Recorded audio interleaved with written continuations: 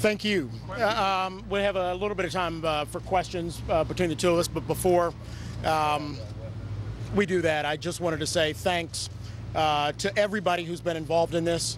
It has been a very, very long process. And like I said, there's a next step for us to reconstitute as a union. There's issues we need to address very quickly on issues of health, safety, benefits, other collectively bargained issues that we have addressed back in March, but really haven't addressed thus far.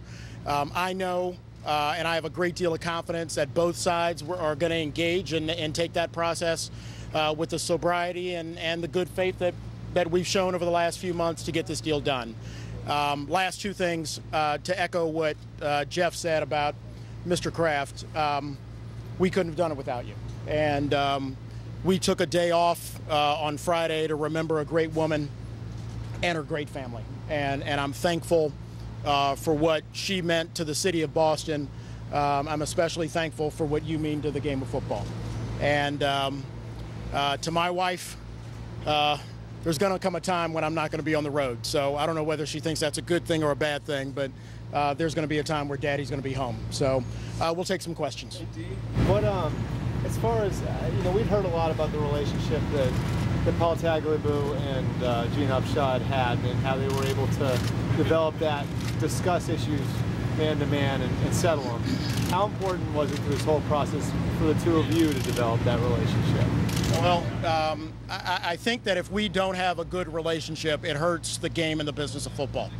And I can tell you that I'm not sure that any two people have ever come together in a more compressed, public, interesting time than Roger and I. But I'm proud to say that our relationship has grown.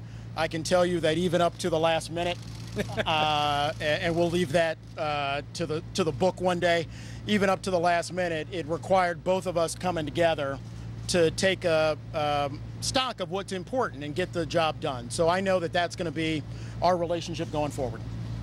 And Albert, I guess I'd just say relationships are built on respect, and Dee and I have that for one another. We have a trust that we're both in this to do the best we can for the game of football and our constituents. And I think you can't reach a 10-year agreement without that. And he's a great leader for his players. He never lost his passion. We listen to one another, which I think is critically important. And we have respect for our various constituents. I think the players under Dee's leadership here have done an extraordinary job. And I think it was Jeff who said when we met as principals, and it was principals talking to one another, that changed the dynamic of this negotiation, in my opinion, because the players did such an extraordinary job representing themselves and showing that they wanted to secure the long-term interests of the game, not just for the players, but also for the people who played the game before them, and also our fans. For Dee or any of the players, in terms of the process now moving toward the vote of the entire group of players, how long do you see that taking, and do you foresee any problems whatsoever in the approval vote of the entire group of players? To answer your question, do we see any problems on the horizon for the group of players? No. I mean, thanks to Dan Kaplan, I am still waiting for the 70 breakaway players to show up, but I don't believe that there's going to be a problem with the unity of the players getting together.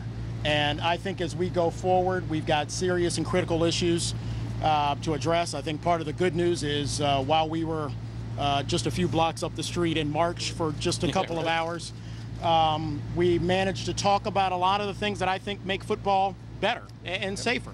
And so I think we have a little bit of a head start on those issues, and I think that the faster we can resolve them, the better it is for the game of football and for the men who play it. I agree.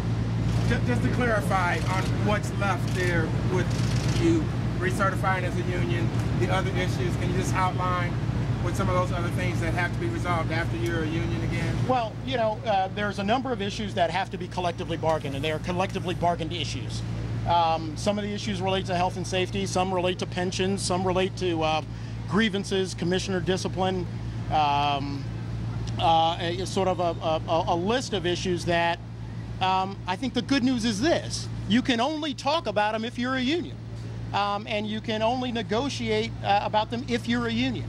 So at the end of the day, I think that there are some things we got to get to, but our first step is we're committed to getting to all of our teams in a very short amount of time. That was important to our players, and I know important to the league to make sure that we're together to make those decisions, and then we'll take the next steps. So the timetable for that, D, is that goes in before the CBA is officially, finally, totally ratified. Well, I think a second ago I alluded to that at some point real soon I hope to be daddy again. It won't be until I log a few miles on the road meeting teams. But none of that will interfere with the time. Our job's to get it done. Couple more questions? Given that this has been resolved now, presumably with only the Hall of Fame game being canceled, do you look at this as no harm done to the sport, or is there damage from this that must be repaired? Well, I would say from the commissioner perspective, we know what we did to frustrate our fans over the last several months. They want football, and our job is to give them football. We think that through a 10-year agreement here, we've secured the future of the game to ensure that pledge to bring great football to our fans. I think we have some work to do, though, to make sure that they understand that we are sorry for the frustration we put them through over the last 6 months, but our commitment is to bring them better football going forward. So I think we have to make sure we understand that our bond with our fans is probably the primary issue that all of us have to keep focus on, whether you're a player, whether you're an owner, or whether you're a commissioner. Okay, one more. How important was it as far as the non-opt-out arrangement? How big was that legal? Our issue from the beginning of this was to craft and structure a deal that was good for players and good for the owners and for the game of football. And I think to answer your question as succinctly as possible, we worked hard to get a fair deal done. We didn't get everything that either side wanted. There's a lot of things that I'm sure players wanted and owners wanted that we didn't get, but we did arrive at a deal that we think was fair and balanced. How important is it that it's 10 years? Just full big. I think the importance is on making sure it's a good deal for players and owners. All right, thank you. Thank you. We got football. Yeah! So there you have it, the press conference